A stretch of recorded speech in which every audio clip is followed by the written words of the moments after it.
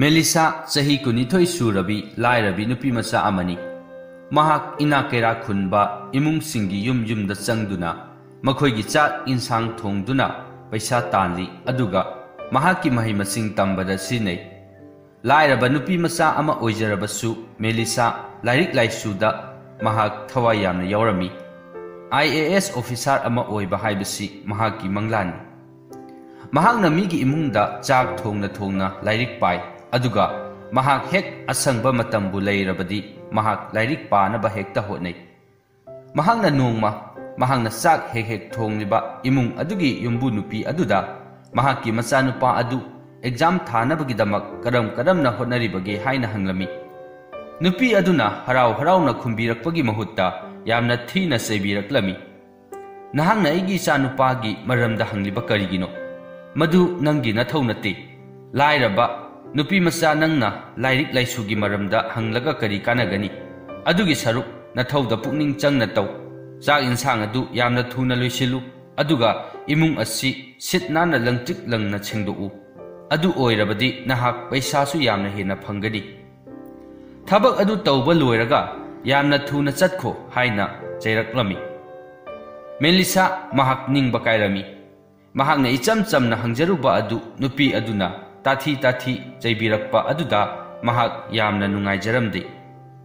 ꯅꯨꯃꯤꯠ ꯑꯗꯨꯗꯒꯤ ꯃꯍꯥꯛ IAS ꯑꯣꯐꯤꯁꯥꯔ ꯑꯃ ꯑꯣꯏꯗꯕ ꯌꯥꯗꯦ ꯍꯥꯏꯅ ꯃꯍꯥꯛ ꯆꯞ ꯌꯨꯡꯅ ꯂꯦꯞꯂꯝꯃꯤ꯫ ꯃꯍꯥꯛ ꯃꯌꯨꯝꯗ ꯍꯜꯂꯛꯇꯨꯅ ꯍꯥꯟꯅꯒꯤ ꯃꯇꯧꯒꯨꯝꯅ ꯃꯍꯥꯛ ꯂꯥꯏꯔꯤꯛ ꯌꯥꯝꯅ ꯀꯟꯅ ꯄꯥꯔꯝꯃꯤ꯫ ꯃꯊꯪꯒꯤ ꯅꯨꯃꯤꯠꯇ ꯃꯦꯂꯤꯁꯥ ꯃꯍꯥꯛ ꯊꯕꯛ ꯉꯟꯅ ꯆꯠꯂꯝꯃꯤ꯫ ꯅꯨꯃꯤꯠ ꯑꯗꯨ ꯌꯨꯝꯕꯨ ꯅꯨꯄꯤ ꯑꯗꯨ ꯃꯍꯥꯛ ꯃꯊ꯭ꯋꯥꯏ ꯈꯔ ꯅꯨꯡꯉꯥꯏꯅ ꯂꯩꯔꯝꯃꯤ꯫ ꯃꯍꯥꯛꯅ ꯃꯦꯂꯤꯁꯥꯗ ꯃꯍꯥꯛꯀꯤ ꯃꯆꯥꯅꯨꯄꯥ ꯑꯗꯨꯒ ꯋꯥꯔꯤ ꯁꯥꯅꯅꯤꯡꯕ꯭ꯔꯥ ꯍꯥꯏꯅ ꯃꯍꯥꯛꯅ ꯍꯪꯂꯝꯃꯤ꯫ ꯃꯦꯂꯤꯁꯥꯅ ꯃꯍꯥꯛꯀꯤ ꯃꯆꯥꯅꯨꯄꯥ ꯑꯗꯨꯒ wari khara sananingi mangonda mahakki khangdaba lairik laisugi maramda khara tananingi haina mahakna hairami yumbu adugi masanupa adugi mamingna thoiba kaurami thoibasu mahak UPSC exam thanabgidamak coaching chattana khotana honarami maram asina melisana mahakki awatpa lairik sing adu thoibadagi hangba yaragani haina mahakna khalami yumbu nupi aduna mahak numittumadi mayumda hankranu mi mayam ama mahakki imungda lakani aduna yum adu khara luisinminasi aduga nungdangdana mi kungi chak thonggadabani haina hairami melisa mahak thoibaga unaduna lairik laisugi maramda tanaba phanglagani khallubada mahak nungairaduna thabaksing adu thawai yauna tawthoklami aduga mahakna numidangi matamda mi mayam amagi chak mayam amasu thongdoklami mahakna thabaksing adu loiraduna yumbu nupi aduda mahak thabak tawba loijare mahakki machanupa aduga amukta unajagi haina haijarami matam aduda yumbu nupi aduna mahakki machanupa adudi mamanaba amagi mayumda chathokre unaba yararoi haina haijilami nupi aduna melisabu thabak tawhalaga mahakna oidaba ngangduna machanupa adu unahalamde melisa mahak mathwai yamna nungaijaramde melisa mangonda leiriba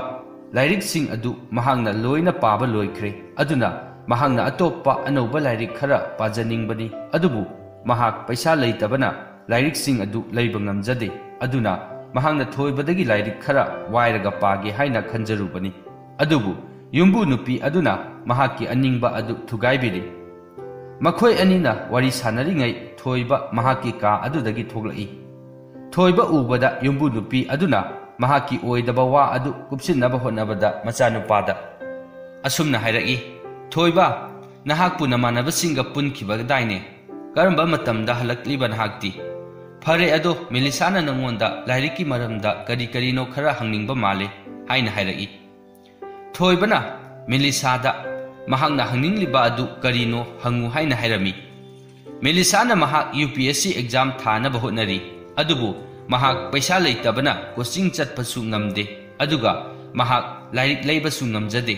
aduna matau karamna mahakna exam asi mai paknaba honagani haina hangjarami thoibana mahakpu pukning thogat pirakadra hairaga mahakna su melisabu chaibirami nahak kamaina UPSC exam thage khalluribano madudi namangda phawba manglunu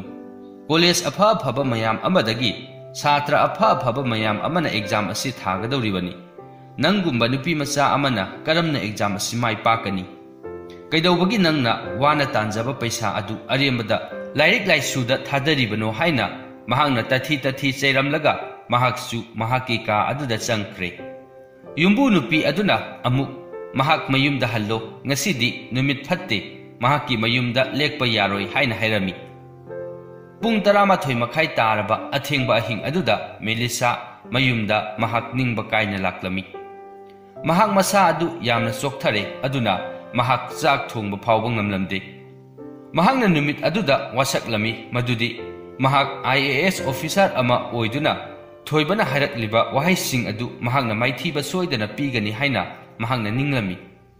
ꯂꯥꯏꯔꯕ ꯅꯨꯄꯤ ꯃꯆꯥ ꯑꯃ ꯑꯣꯏꯖꯔꯕꯁꯨ college ꯅꯤꯡꯊꯤꯅ ꯇꯝꯕ ꯐꯪꯖꯗ꯭ꯔꯕꯁꯨ ꯃꯍꯥꯛ IAS officer ꯑꯃ ꯑꯣꯏꯒꯅꯤ ꯍꯥꯏꯕꯒꯤ ꯋꯥꯈꯜꯂꯣꯟ ꯑꯗꯨ ꯆꯨꯝꯃꯤ ꯍꯥꯏꯅ ꯃꯍꯥꯛꯅ ꯎꯠꯀꯅꯤ ꯍꯥꯏꯅ ꯃꯍꯥꯛꯅ ꯈꯜꯂꯝꯃꯤ ꯃꯗꯨꯗꯒꯤ ꯃꯍꯥꯛꯅ ꯃꯍꯥꯛꯀꯤ ꯂꯥꯏꯔꯤꯛ ꯄꯥꯕꯒꯤ ꯔꯨꯇꯤꯟ ꯑꯃ ꯁꯦꯝꯗꯣꯛꯂꯝꯃꯤ ꯃꯍꯥꯛꯅ ꯑꯌꯨꯛꯇ ꯌꯥꯝꯗ꯭ꯔꯕꯗ ꯄꯨꯡ 3 ꯂꯥꯏꯔꯤꯛ ꯄꯥꯕ ꯑꯗꯨꯒ ꯅꯨꯡꯊꯤꯜꯒꯤ ꯃꯇꯝꯗ ꯊꯕꯛ ꯍꯜꯂꯛꯂꯒ ꯄꯨꯡ 7 ꯂꯥꯏꯔꯤꯛ ꯄꯥꯕ ꯑꯗꯨꯅ ꯃꯍꯥꯛ ꯅꯣꯡꯃꯒꯤ ꯃꯅꯨꯡꯗ ꯌꯥꯝꯗ꯭ꯔꯕꯗ ꯄꯨꯡ 10 ꯂꯥꯏꯔꯤꯛ ꯄꯥꯕꯒꯤ ꯔꯨꯇꯤꯟ ꯑꯃ ꯃꯍꯥꯛꯅ ꯁꯦꯝꯗꯣꯛꯂꯝꯃꯤ ꯑꯗꯨꯕꯨ ꯂꯨꯔꯤꯕꯗꯤ ꯃꯍꯥꯛꯀꯤ ꯄꯥꯅꯕ ꯂꯥꯏꯔꯤꯛ ꯂꯩꯇꯕ ꯑꯁꯤꯅꯤ ꯃꯍꯥꯛꯅ ꯂꯥꯏꯔꯤꯛꯁꯤꯡ ꯑꯗꯨ ꯊꯣꯏꯕꯗꯒꯤ ꯋꯥꯏꯔꯒꯦ ꯍꯥꯏꯅ ꯈꯜꯂꯝꯃꯤ ꯋꯥꯈꯜ ꯑꯁꯤ ꯈꯜꯂꯗꯨꯅ ꯃꯍꯥꯛ ꯇꯨꯝꯊꯈꯤꯔꯝꯃꯤ ꯃꯊꯪꯒꯤ ꯑꯌꯨꯛꯇ ꯃꯦꯂꯤꯁꯥ ꯑꯌꯨꯛꯀꯤ ꯂꯥꯏꯔꯤꯛ ꯄꯥꯕ ꯂꯣꯏꯔꯗꯨꯅ ꯃꯍꯥꯛꯀꯤ ꯌꯨꯝꯕꯨ ꯅꯨꯄꯤ ꯑꯗꯨꯒꯤ ꯃꯌꯨꯝꯗ ꯃꯍꯥꯛ ꯆꯥꯛ ꯏꯟꯁꯥꯡ ꯊꯣꯡꯕ ꯂꯥꯛꯂꯝꯃꯤ ꯃꯍꯥꯛꯅ ꯑꯁꯨꯝ ꯆꯪꯂꯛꯄꯗ ꯊꯣꯏꯕ ꯁꯣꯐꯥ ꯑꯃꯗ ꯃꯍꯥꯛ ꯇꯨꯝꯗꯨꯅ ꯂꯩꯔꯝꯕ ꯊꯦꯡꯅꯈꯤ ꯅꯨꯃꯤꯠ ꯑꯗꯨ ꯌꯨꯝꯕꯨ ꯅꯨꯄꯤ ꯑꯗꯨ ꯃꯍꯥꯛ ꯋꯥꯈꯜ ꯌꯥꯝꯅ ꯅꯨꯡꯉꯥꯏꯅ ꯂꯩꯔꯝꯃꯤ ꯃꯍꯥꯛꯅ ꯋꯥꯈꯜ ꯅꯨꯡꯉꯥꯏꯔꯤꯉꯩ ꯃꯦꯂꯤꯁꯥꯅ ꯃꯍꯥꯛꯀꯤ ꯃꯅꯥꯛꯇ ꯆꯪꯁꯤꯟꯗꯨꯅ ꯋꯥꯐꯝ ꯈꯔ ꯍꯥꯏꯖꯔꯝꯃꯤ ꯏꯃꯥ ꯏꯕꯦꯝꯃ ꯑꯩ ꯅꯨꯡꯇꯤꯒꯤ ꯆꯥꯛ ꯏꯟꯁꯥꯡ ꯊꯣꯡꯕ ꯑꯁꯤ ꯅꯠꯇꯕ ꯑꯇꯣꯞꯄ ꯊꯕꯛ ꯑꯍꯦꯟꯕ ꯈꯔꯁꯨ ꯇꯧꯖꯒꯦ ꯑꯗꯨꯒ ꯑꯩꯍꯥꯛꯀꯤ ꯊꯥꯒꯤ ꯄꯩꯁꯥ ꯑꯗꯨꯗ ꯂꯨꯄꯥ 500 ꯍꯦꯟꯒꯠꯄꯤꯌꯨ ꯑꯩꯍꯥꯛ ꯂꯥꯏꯔꯤꯛ ꯂꯥꯏꯁꯨ ꯈꯔ ꯂꯩꯒꯗꯧꯕ ꯂꯩ ꯍꯥꯏꯅ ꯃꯍꯥꯛꯅ ꯍꯥꯏꯖꯔꯝꯃꯤ ꯌꯨꯝꯕꯨ ꯅꯨꯄꯤ ꯑꯗꯨꯅ ꯃꯍꯥꯛ ꯄꯩꯁా ꯍꯦꯟꯒꯠꯄꯗꯤ ꯉꯝꯃꯣꯏ ꯑꯗꯨꯒꯤ ꯃꯍꯨꯠꯇ ꯃꯍꯥꯛ ꯊꯣꯏꯕꯒꯤ ꯂꯥꯏꯔꯤꯛ ꯑꯗꯨ ꯑꯣꯏꯅ ꯋꯥꯏꯕ ꯌꯥꯒꯅꯤ ꯑꯗꯨꯕꯨ ꯃꯍꯥꯛꯅ ꯂꯥꯏꯔꯤꯛ ꯑꯗꯨ ꯄꯥꯕ ꯂꯣꯏꯔꯕ ꯃꯇꯨꯡ ꯃꯍꯥꯛ ꯑꯃꯨꯛ ꯂꯥꯏꯔꯤꯛ ꯑꯗꯨ ꯄꯤꯔꯛꯀꯗꯧꯕꯅꯤ ꯍꯥꯏꯅ ꯃꯍꯥꯛꯅ ꯍꯥꯏꯔꯝꯃꯤ ꯃꯦꯂꯤꯁꯥ ꯂꯥꯏꯔꯤꯛ ꯑꯗꯨ ꯋꯥꯏꯕ ꯐꯪꯂꯒꯅꯤ ꯈꯜꯂꯨꯕꯗ ꯃꯍꯥꯛ ꯌꯥꯝꯅ ꯍꯔꯥꯎꯔꯝꯃꯤ ꯌꯨꯝꯕꯨ ꯅꯨꯄꯤ ꯑꯗꯨꯅ ꯍꯥꯏꯔꯤꯕ ꯑꯗꯨ ꯃꯍꯥꯛ ꯌꯥꯔꯝꯃꯤ ꯊꯣꯏꯕꯁꯨ ꯃꯃꯥꯅ ꯍꯥꯏꯕꯒꯤ ꯃꯇꯨꯡ ꯏꯟꯅ ꯃꯍꯥꯛꯁꯨ ꯃꯦꯂꯤꯁꯥꯗ ꯃꯍꯥꯛꯀꯤ ꯂꯥꯏꯔꯤꯛꯁꯤꯡ ꯑꯗꯨ ꯋꯥꯏꯍꯜꯂꯝꯃꯤ ꯊꯣꯏꯕꯒꯤ ꯁꯤꯖꯤꯟꯅꯗꯅ ꯎꯐꯨꯜ ꯊꯥꯡꯗꯨꯅ ꯂꯩꯔꯨꯔꯕ ꯂꯥꯏꯔꯤꯛꯁꯤꯡ ꯑꯗꯨ ꯍꯧꯖꯤꯛꯇꯤ ꯃꯦꯂꯤꯁꯥꯅ ꯂꯥꯏꯔꯤꯛꯁꯤꯡ ꯑꯗꯨ ꯅꯤꯡꯊꯤꯅ ꯁꯤꯖꯤꯟꯅꯔꯦ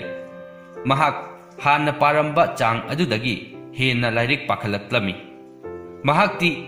ꯂꯥꯏꯔꯤꯛꯀꯤ ꯃꯃꯜ ꯈꯪꯅ ꯌꯥꯝꯅ ꯀꯟꯅ ꯍꯣꯠꯅꯔꯝꯃꯤ ꯃꯍꯥꯛ ꯑꯍꯤꯡ ꯇꯨꯝꯕ ꯆꯥꯕ ꯈꯪꯈꯤꯗ꯭ꯔꯦ ꯂꯥꯏꯔꯤꯛ ꯄꯥꯅꯕ ꯍꯣꯠꯅꯕꯗ UPSC prelim examꯒꯤ ꯃꯇꯝ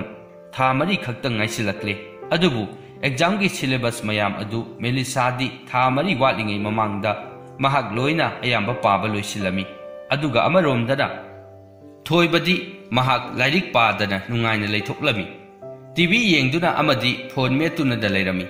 ꯑꯗꯨꯕꯨ ꯃꯍꯥꯛ ꯃꯃꯥꯒꯤ ꯃꯃꯥꯡꯗ ꯌꯥꯝꯅ ꯀꯟꯅ ꯍꯣꯠꯅꯕ ꯁꯥꯟꯅꯕꯒꯤꯗꯃꯛ ꯃꯍꯥꯛꯅ ꯃꯦꯂꯤꯁꯥꯗ ꯃꯍꯥꯛꯅ ꯂꯧꯈꯤꯕ ꯃꯍꯥꯛꯀꯤ ꯂꯥꯏꯔꯤꯛꯁꯤꯡ ꯑꯗꯨ ꯄꯤꯔꯛꯂꯣ ꯍꯥꯏꯅ ꯍꯥꯏꯔꯝꯃꯤ ꯃꯦꯂꯤꯁꯥ ꯃꯍꯥꯛꯅ ꯂꯥꯏꯔꯤꯛ ꯑꯗꯨ ꯄꯤꯊꯣꯛꯇ꯭ꯔꯤꯉꯩ ꯃꯍꯥꯛꯅ ꯂꯥꯏꯔꯤꯛꯁꯤꯡ ꯑꯗꯨ ꯍꯧꯕꯗꯒꯤ ꯂꯣꯏꯕ ꯐꯥꯎꯕ ꯔꯤꯚꯤꯖꯟ ꯑꯃꯨꯛꯇꯪ ꯂꯣꯏꯅ ꯇꯧꯔꯝꯃꯤ ꯑꯗꯨꯒ ꯃꯍꯥꯛꯅ ꯂꯥꯏꯔꯤꯛꯁꯤꯡ ꯑꯗꯨ ꯊꯣꯏꯕꯗ ꯄꯤꯔꯝꯃꯤ ꯅꯣꯡꯃ ꯃꯦꯂꯤꯁꯥꯅ ꯆꯥꯛ ꯊꯣꯡꯂꯤꯉꯩ ꯌꯨꯝꯕꯨ ꯅꯨꯄꯤ ꯑꯗꯨ ꯆꯪꯂꯛꯏ ꯌꯨꯝꯕꯨ ꯅꯨꯄꯤ ꯑꯗꯨꯗ ꯃꯍꯥꯛꯅ ꯃꯍꯥꯛꯀꯤ ꯃꯆꯥꯅꯨꯄꯥ ꯊꯣꯏꯕꯗꯤ ꯑꯦꯛꯖꯥꯝꯒꯤ ꯀꯌꯥꯝ ꯄꯥꯕ ꯂꯣꯏꯔꯦ ꯀꯔꯝꯅ ꯍꯣꯠꯅꯔꯤ ꯍꯥꯏꯅ ꯃꯍꯥꯛꯅ ꯍꯪꯂꯝꯃꯤ ꯃꯇꯝ ꯑꯗꯨꯗ ꯊꯣꯏꯕ ꯃꯃꯥꯒꯤ ꯃꯅꯥꯛꯇ ꯆꯪꯂꯛꯏ ꯑꯗꯨꯒ ꯃꯍꯥꯛꯅ ꯃꯦꯂꯤꯁꯥꯗ ꯃꯍꯥꯛꯀꯤ ꯂꯥꯏꯔꯕꯒꯤ ꯐꯤꯕꯝ ꯑꯗꯨ ꯄꯟꯗꯨꯅ ꯃꯍꯥꯛꯅ ꯃꯦꯂꯤꯁꯥꯕꯨ ꯑꯦꯛꯖꯥꯝ ꯑꯗꯨꯗ ꯃꯥꯏ ꯄꯥꯛꯄ ꯀꯔꯤꯁꯨ ꯉꯝꯂꯣꯏ ꯍꯥꯏꯅ ꯍꯥꯏꯔꯝꯃꯤ ꯊꯣꯏꯕꯅ ꯌꯥꯝꯅ ꯈꯪ ꯍꯩꯕ ꯑꯃ ꯁꯥꯗꯨꯅ ꯃꯍꯥꯛꯅ ꯃꯃꯥꯒꯤ ꯃꯃꯥꯡꯗ ꯃꯦꯂꯤꯁꯥꯗ ꯋꯥꯍꯪ ꯈꯔ ꯍꯪꯂꯝꯃꯤ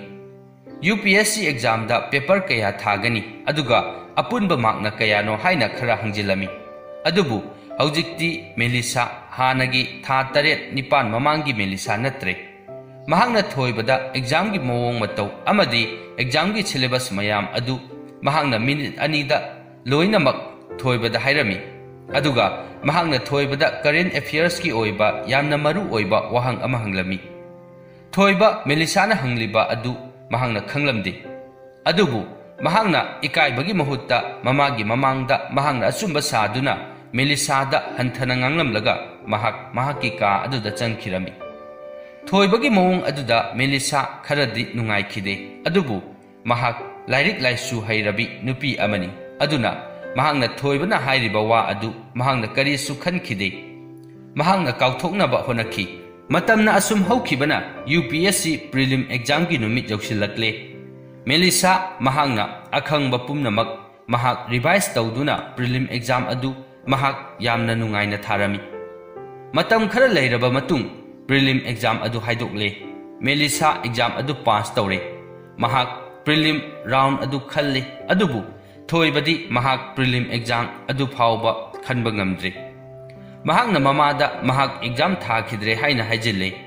Melissa di mahak prelim exam khalle haibasi mahak kana amatada haidoklamde haujikti prelim exam loikhrabanina Melissa mens khakta ngaire thagadawba mahak mens exam thanabagi hana paramba lairiki chang adudagi haujikna hena yamna kanna parami mahangna yamna kanna honajabagi mamalna mahak mens exam adu mai paklami Melissa mahak yamna haraujarami mahak haujik interview call lakpa ngaiba oina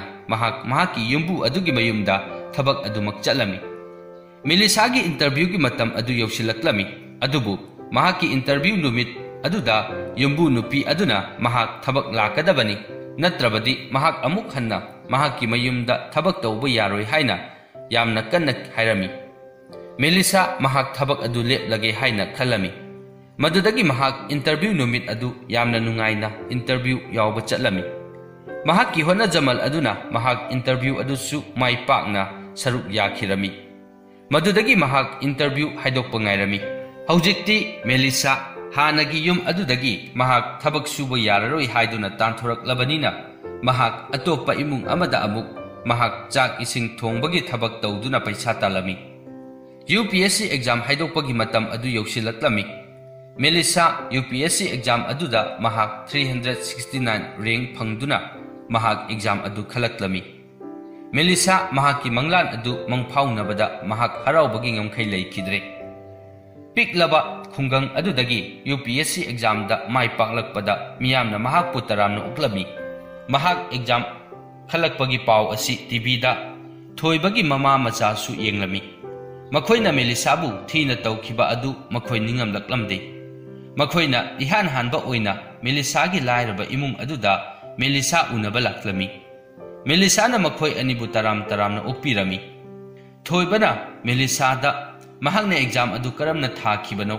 mahaki honakhibagi mawong strategy adu mangonda su khara haibiyu mahaksu mathang phawba ngamnaba honage haina hairami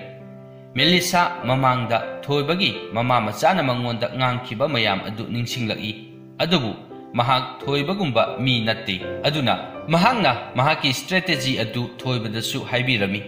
masigi matung Melissa mahak IAS training gi damak mayum thadoktuna chatkhirami Asumna lairaba nupi macha asina khwaidagi lui haina launariba UPSC na lauba IAS exam asi mahaki hona jamaltana mai pakpa ngamki Melissa gi matawgumna aikhoi pumna maksu aikhoi na pamjariba aikhoi gi pandam adu phangnaba honabada ninghanaba leitana honarabadi mai soidana pakpa ngamgani mathangi wari khungang amada ram kauba chuhing sumba nupa ama leirami mahagi chuhing asi yamna haurami maram aduna khungang adugi miyoi khudingmak ayuk nungthil khaidana mahaki chuhing sumpham aduda laktuna chuhing thaknarami hairiba khungang asida sam kauba ramgi mamanaba amasu leirami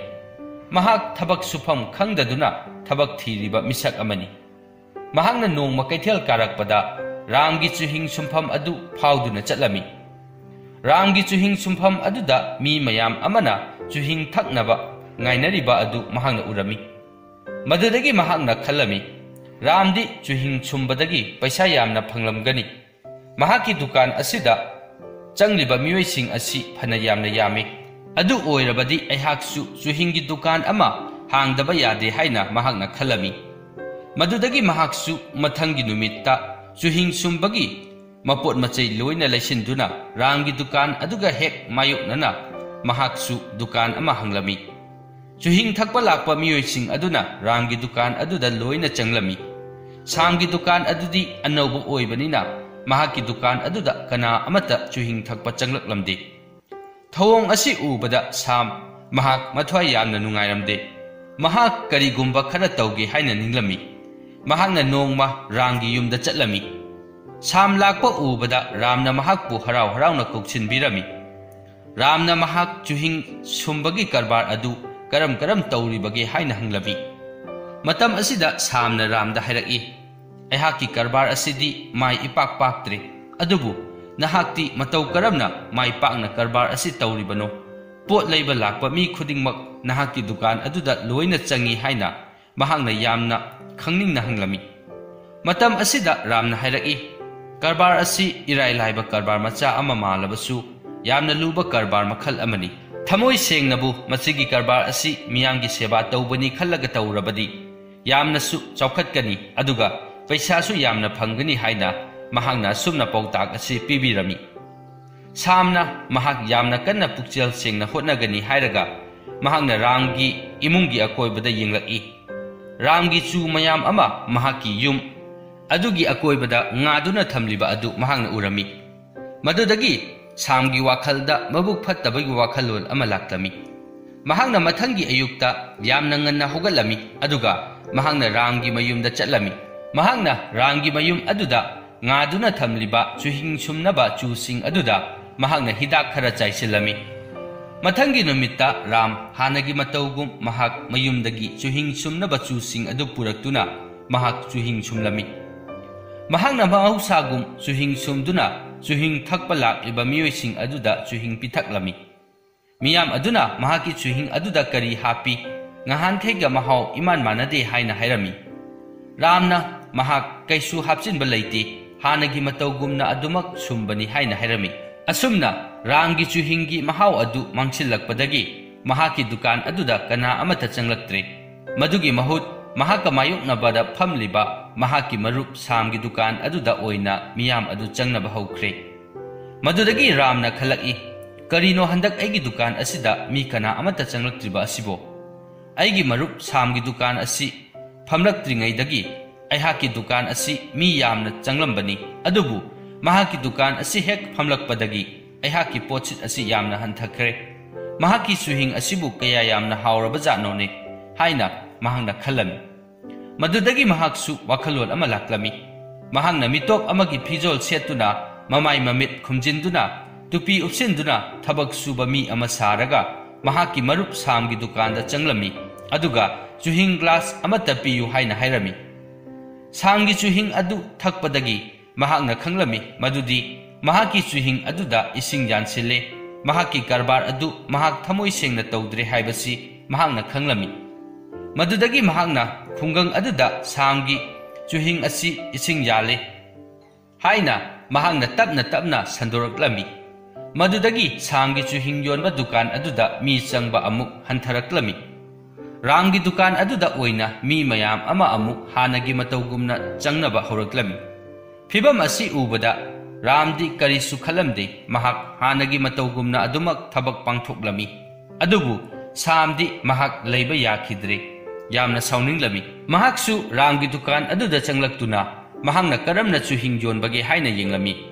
Ramgi chuhing yoliba mafam aduda ising yandaba chuhing glassda lupa 10 da phangbigani haina iduna poster oina thelamba adu mahakna urami. Sam madu ubada mahak mathumoi kairami. Mahaki chuhing aduda ising yale haibasi Ramna khangkhre khallubada mahak yamna nungairamde. Masida sunatana Ramgi karbar asina hena chawkhalakpa aduga mahaki karbar aduna nongmagi musilakpa aduda mahak mabuk fattaba wakhal khalaklami. Mahakna nupa ama neklami aduga mahakna Ramgi chuhing sumnaba khulai adu huranduna puraku haina hairami. Numidang aduda huranba nupa aduna Ramgi chuhing sumnaba khulai adu huranduna Samda pirami. Samna nupa adu paisa khara piduna thadokirami. Aduga mahakna Ramgi chuhing sumnaba khulai adu mahaki mayumda losinduna thamlami. Mathangi numitta Ramna chuhing sumnaba thoglakpada mahaki dukan aduda mahaki khulai adu leiramdaba aduda mahak yamna nungairamde. Mahakna mahaki marup सामबु चिंगनरबी मदुदगी महाकना महाकी मरुप Samda महाकी सुहिंग सुमनबा खुलाई अदु उबरा हाइना हंगलमी सामना महाक्ति महाकी सुहिंग सुमनबा खुलाई अदु कैदौदोइनो महाक खंगदे हाइना हाइरमी रामना महाक्का खंगना चानबा मियोइसिंगदा महाकी खुलाई अदु मांगख्रे खंगब्रा हाइना हंगलमी अदुबु कना अमतना महाकी खुलाई अदु खंगी हाइबा हाइरकलमदे Ram मथ्वा यामना नुंगाइरमदे मदुदगी महाकना पुलिसता case अमा थांगतलमी महाकी सुहिंग सुमनबा खुलाई अदु मांगख्रे थिबियु हाइना हाइरमी महाकना महाकी मरुप साम असि सिंगनै अदुना महाकी युम अदुदा चंगदुना अमुक्तंग थिबियु हाइना हाइजरमी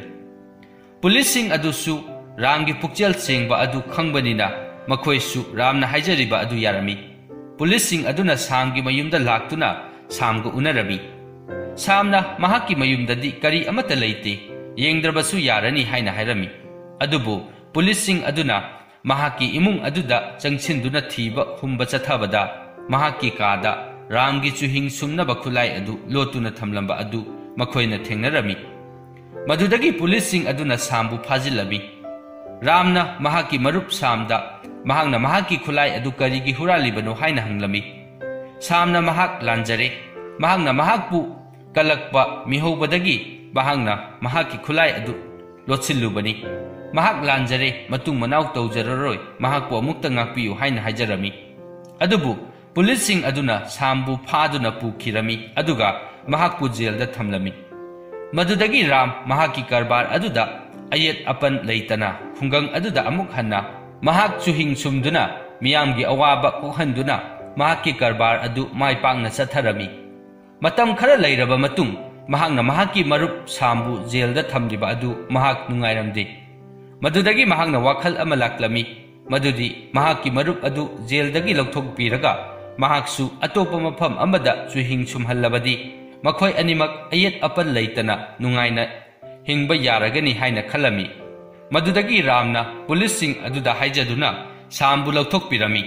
अदुगा महाकपु पैसा पीदुना खुल अदुगी अतोपा मफम अमदा चुहिंग सुमबगी दुकान अमा फमहल्लमी